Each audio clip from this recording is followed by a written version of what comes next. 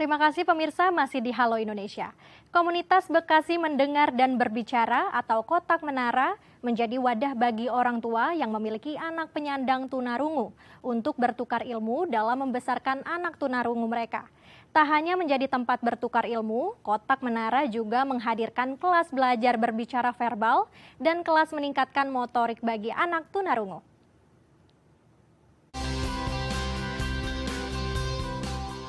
Memiliki anak perempuan penyandang tunarungu bernama Haulah Al-Azwar atau yang akrab disapa Ola tidak membuat Lisa Suryani patah arang dan menyesali kondisi sang buah hati. Ia justru menggali potensi anaknya membaca hingga membimbing sang buah hati agar mampu berkomunikasi secara verbal. Agar anak penyandang tunarungu lainnya juga bisa berkomunikasi secara verbal, Lisa membuka kelas belajar Kotak Menara. Dalam Kotak Menara, Lisa membuka kelas belajar agar para anak mampu berkomunikasi secara verbal, mulai dari umur PAUD hingga SMP. Selain itu, ada pula kelas belajar akademik dan juga ada kelas yang menyediakan pembelajaran untuk meningkatkan motorik bagi anak-anak umur 4 hingga 7 tahun yang bernama kelas Rubik atau Rumah Belajar Insan Kreatif. Dalam kelas ini motorik anak-anak dilatih dengan menyentuh berbagai benda, mulai dari sikat baju, spons halus, dan spons kasar. Pasalnya anak disabilitas tidak jarang mengalami gangguan pada saraf dan motorik. Selain memegang berbagai benda, anak-anak juga diajak belajar sambil bermain di atas rumput sintetis. Hal ini dikarenakan mampu membantu merangsang saraf dan motorik anak sehingga anak-anak dapat bertumbuh dan berkembang dengan baik.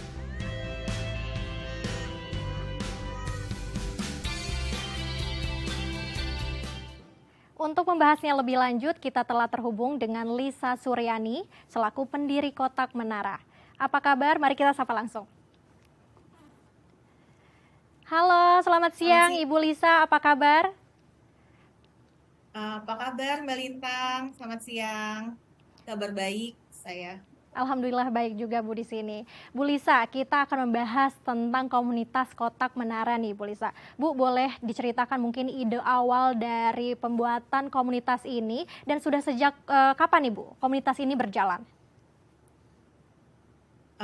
Kalau berdirinya sejak tahun 2016, tentunya asal muasalnya karena saya memiliki anak disabilitas pendengaran. Pada waktu itu dia sudah usia 4 tahun dan saya memutuskan untuk dia fokus dan berlatih bahasa verbal. Nah, sebagai pengingat momentum tersebut, saya memikirkan untuk adanya wadah untuk mengumpulkan teman-teman biar kita bisa saling menguatkan dan saling bertukar informasi gitu. Baik, berarti berawal dari Ibu Lisa ya Bu ya, memiliki anak penyandang tunarungu bernama Ola. Ibu, lalu bagaimana nih Bu? Apakah sudah berapa banyak nih yang tergabung dalam komunitas Kotak Menara ini? Lalu seperti apa nih diskusi-diskusi para orang tua dari penyandang tunarungu? Kalau untuk jumlah member di grup WA itu sudah 550-an lebih.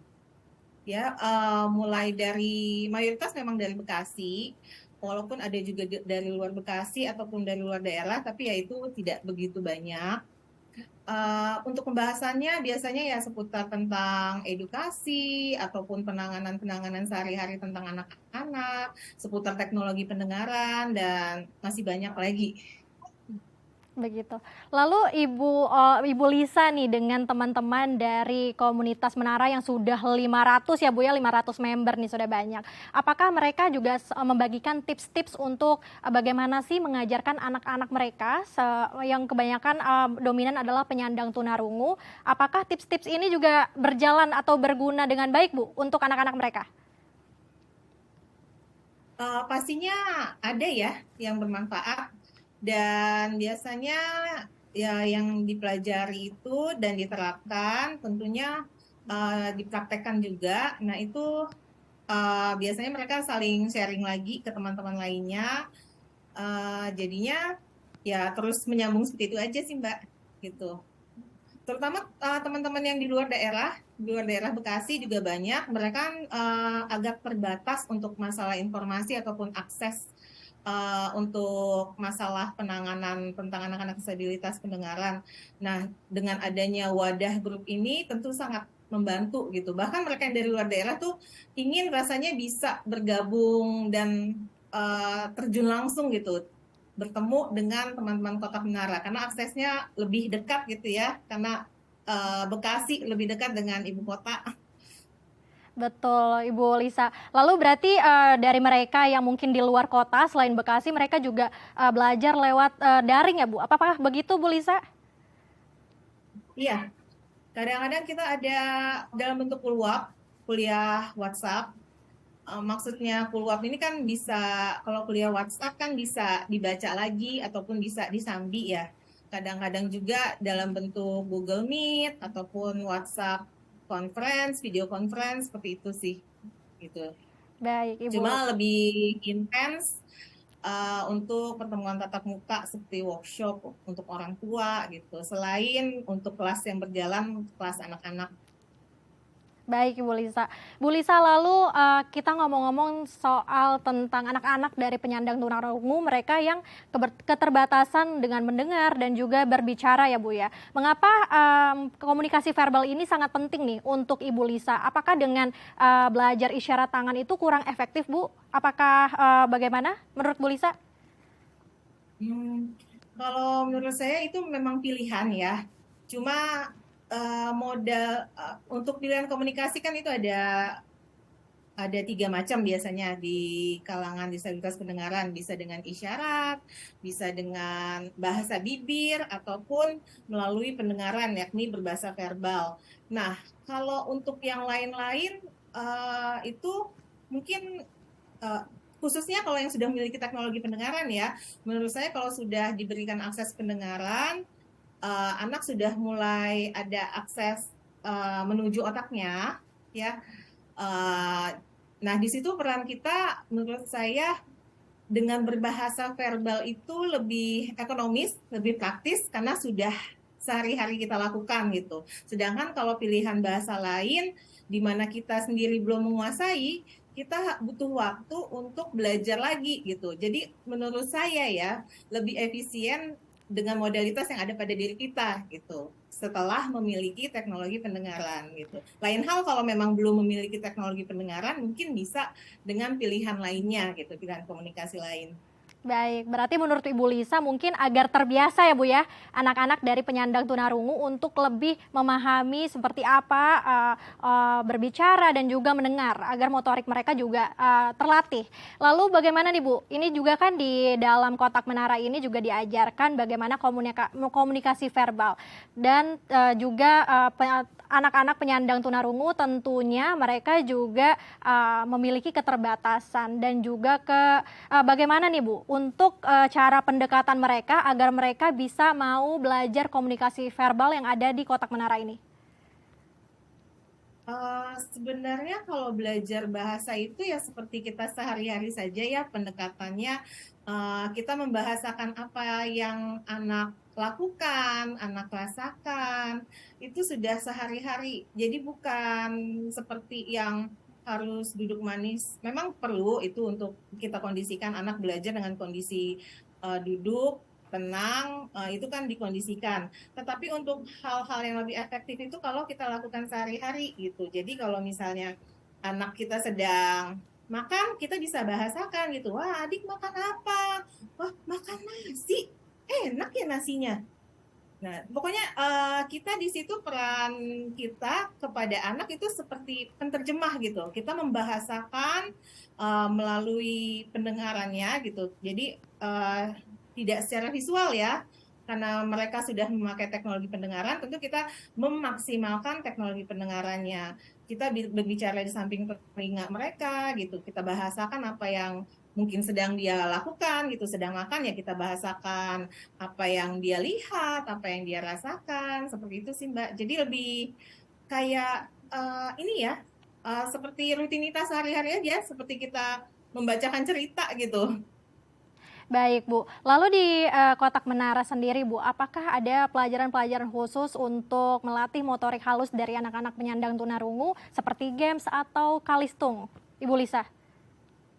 Oh iya, sebenarnya banyak di antara disabilitas pendengaran sendiri ada yang disabilitas pendengaran saja ya. Jadi mereka tidak punya masalah hambatan lainnya, hambatan sensori dan sebagainya. Tapi selain itu juga ada anak-anak yang ada masalah sensori gitu, ada masalah eh, karena pendengaran sendiri terkait dengan vestibular gitu, keseimbangan tubuh gitu. Makanya perlunya kita mendengar dengan dua telinga. Nah, itu untuk keseimbangan tubuh kita.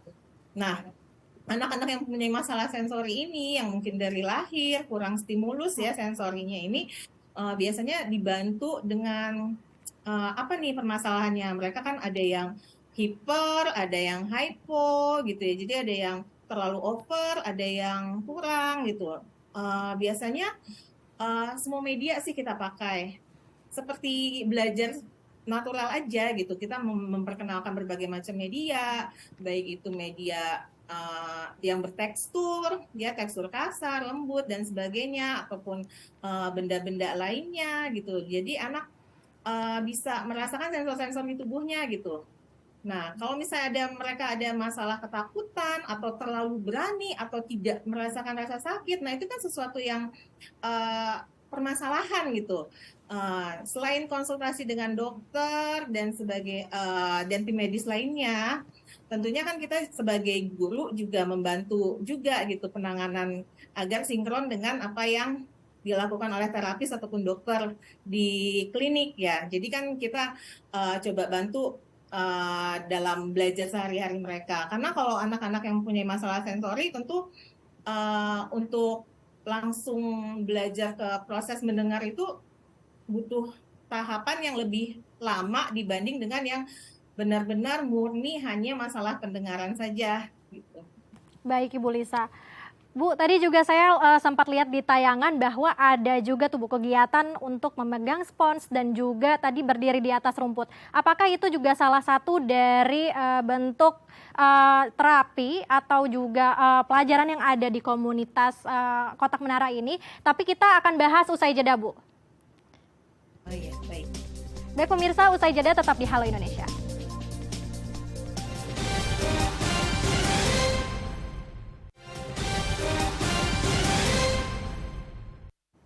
Terima kasih pemirsa masih bersama kami di Halo Indonesia.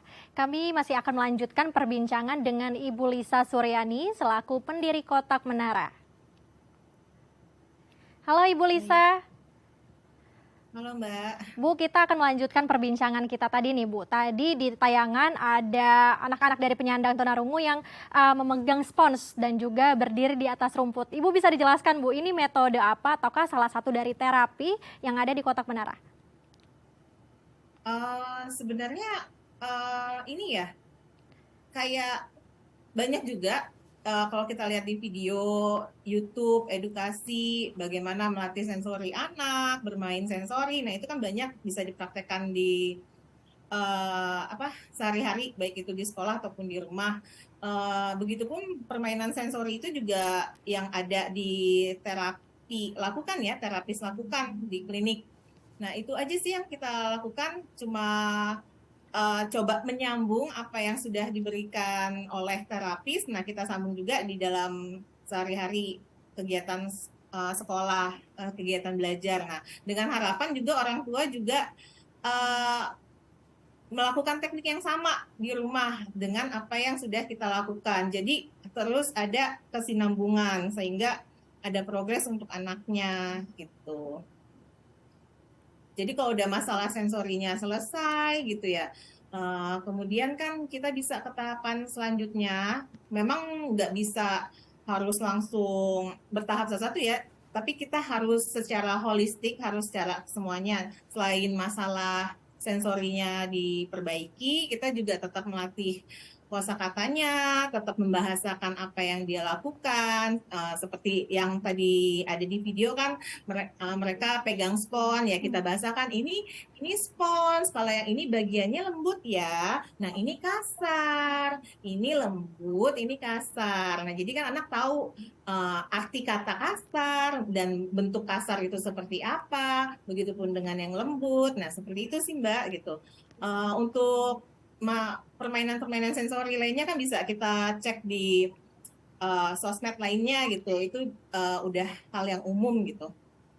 Baik, Ibu Lisa. Berarti ini untuk melatih sensori pada anak ya, Bu ya, dengan games-games Iya. seperti Spons untuk melihat juga bagaimana nih teksturnya, kasar dan lembut. Lalu Bu, di kotak menara sendiri, tadi saya lihat juga sekilas ada anak-anak nih. Apakah ada rentan waktu, rentan usia dari anak-anak kontak menara ini yang ada di komunitas ini, Bu? Eh, Maksudnya gimana, Mbak? Ya, jadi apakah di kotak menara ini, Bu, apakah ada level-level tahapan dalam belajar mengajar seperti usia sekian untuk belajar ini dan juga yang usia dewasa, Bu? Oh, iya kalau kelas belajar, kalau yang masih ada permasalahan sensori sih biasanya kita masukkan ke rumah belajar ya. Jadi mereka bermain dan belajar gitu. Mereka sendiri masih dalam tahapan pra menulis ya, pra menulis. Jadi belum bisa pegang pensil pun masih terus berlatih gitu. Nanti kalau misalnya sudah tahapan itu sudah terlampaui, biasanya kita sarankan ke orang tua, kayaknya anaknya udah siap untuk belajar menulis dan belajar membaca. Kemudian juga dia sudah mulai bisa mendengar gitu, karena kan mendengar itu kan perlu latihan juga.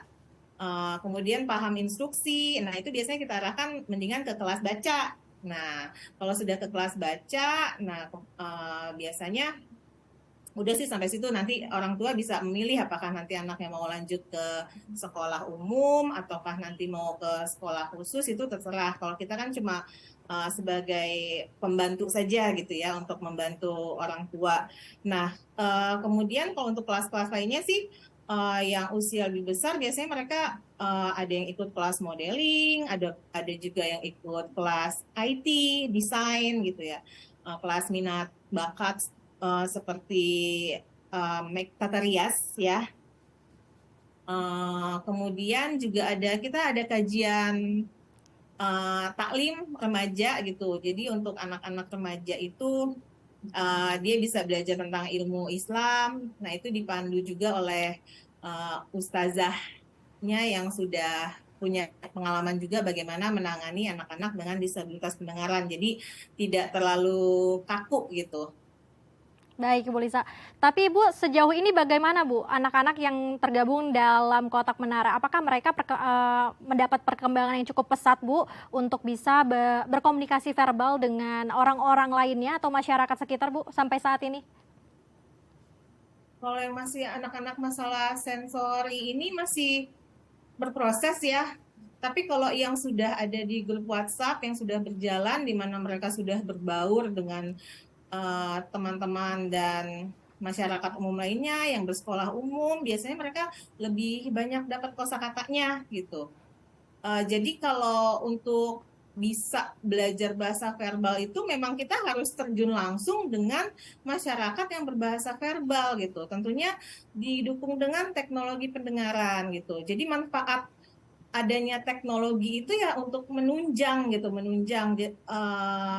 selain alat bantu dengar itu membantu berkomunikasi, mendengar lawan bicara, kan juga bisa untuk mendengar sekeliling gitu ya. Misalnya ada bunyi-bunyian di jalan raya, nah itu kan sangat membantu. Jadi fungsinya alat bantu dengar selain sebagai alarm buat penggunanya, juga sebagai alat bantu komunikasi. Nah, kalau saya lebih menyarankan untuk anak biar mendapatkan kosakata yang lebih luas, mereka harus bergabung dengan masyarakat umum ketimbang dengan sesama mereka. Kalau mereka bergabung dengan sesama mereka dengan kosakata minim, kemudian ketemu dengan kosakata minim, nah itu pastinya perkembangan bahasanya agak terhambat ya. Akan lebih bagus lagi kalau mereka dicemplungkan dengan teman-teman yang umum gitu. Jadi bisa mengejar kosakata yang tertinggal. Baik Ibu Lisa, berarti juga anak-anak penyandang tunarungu harus lebih ini ya Bu ya, berteman dengan siapa saja nih masyarakat umum juga untuk melatih motorik mereka, sensorik mereka agar mereka lebih mendapatkan perkembangan yang signifikan ya Bu ya. Bu Lisa, lalu apakah kelas belajar yang ada di Kotak Menara ini gratis dan hari apa saja nih Bu yang diadakan kelas belajar di Kotak Menara ini? Setiap hari itu ada, cuma untuk hari ini mulai minggu ini, hari Jumat ini off gitu. Besok pun ada, jadi Senin sampai Sabtu itu ada, kecuali Jumat dan hari Minggu. Nah, itu kegiatannya banyak ya. Kalau hari Sabtu itu lebih banyak diisi oleh anak-anak yang lebih besar gitu. Kemudian kegiatan tambahan karena tidak cukup di sini, biasanya kita pakai eh, kita bergabung dengan eh, sponsor lain gitu. Misalnya seperti kelas minat bakat tata rias ataupun modeling ataupun lukis. Nah, karena tempat di sini terbatas, otomatis bergabungnya di tempat lain gitu, bisa di mall gitu ataupun di sanggar lainnya. Nah, kalau yang kegiatan rumah belajar ataupun kelas baca biasanya ada di sini, kemudian kajian muslimah juga ada di kajian muslim dan muslimah ada di sini, ataupun parent support yang jumlah orang tuanya terbatas masih bisa di sini, tapi kalau sudah kegiatan yang harus mengumpulkan banyak orang tua, nah itu kita biasanya bekerja sama ataupun mencari sponsor lainnya untuk masalah tempat. Nah, untuk masalah gratis, sebenarnya kita subsidi silang ya. Mungkin kalau di luaran sana untuk biaya pendidikan atau biaya belajar anak-anak itu, apalagi anak kebutuhan khusus, biasanya rata-rata hampir sejutaan. Atau paling murah sendiri, paling murah itu sekali, saya pernah dapat info dari teman saya, sekali seminggu aja bisa 600 sampai 700 ribu sekali seminggu. Jadi mereka setiap bulan harus mengeluarkan uang segitu. Tapi untuk di sini karena kita maunya ya saling membantu ya, saya juga merasakan bagaimana menjadi orang tua dengan anak disabilitas itu juga susah gitu ya. Dan alhamdulillah saya mempunyai partner yang boleh dibilang sebenarnya beliau bukan seperti saya, bukan orang tua dari berkebutuhan khusus, orang tua dari anak berkebutuhan khusus, tapi beliau mau untuk membantu di Kotak Menara, dan beliau sendiri juga siap untuk boleh dibilang bekerja sosial juga gitu. Nah, jadi ya kita subsidi silang. Kalau ada orang tua yang cuma hanya mampu sekian, ya kita coba support dengan orang tua yang bisa mampu sekian gitu. Untuk kelas percobaan biasanya kita selalu menggratiskan gitu. Oke, Kelas baik tertentu Bu. kalau misalnya ada workshop, Baik Ibu kalau Lisa, misalnya berarti ada ini spot, subsidi silang ya Bu ya? ya ada. Iya. Baik, Iya, Ibu, lalu bagaimana Bu harapannya Bu dengan adanya kotak menara ini? ya harapannya sih bisa bermanfaat buat orang tua yang membutuhkan informasi bagaimana anaknya bisa mendengar menggunakan teknologi pendengaran dan juga bisa berbicara verbal gitu. Jadi selalu ada harapan, tidak identik dan berputus asa bahwa anak yang disabilitas pendengaran itu harus belajar isyarat gitu, harus dengan isyarat dan bahasa verbal. Jadi orang tua punya harapan bahwa ada pilihan komunikasi lainnya di mana anaknya bisa seperti teman-teman lainnya gitu, yang setara gitu. Baik Dan Ibu itu Lisa. bisa apa gitu. Ya, baik Ibu Lisa, semoga kita harapkan anak-anak penyandang tunarungu juga dapat berkembang ya Bu ya dengan masyarakat pada umumnya. Lalu terima kasih Ibu Lisa sudah bergabung bersama kami di Halo Indonesia. Sampai Terima jumpa, kasih salam kembali. sehat Ibu.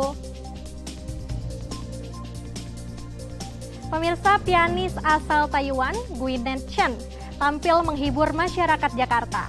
Informasinya akan kami sajikan sesaat lagi, tetap di Halo Indonesia.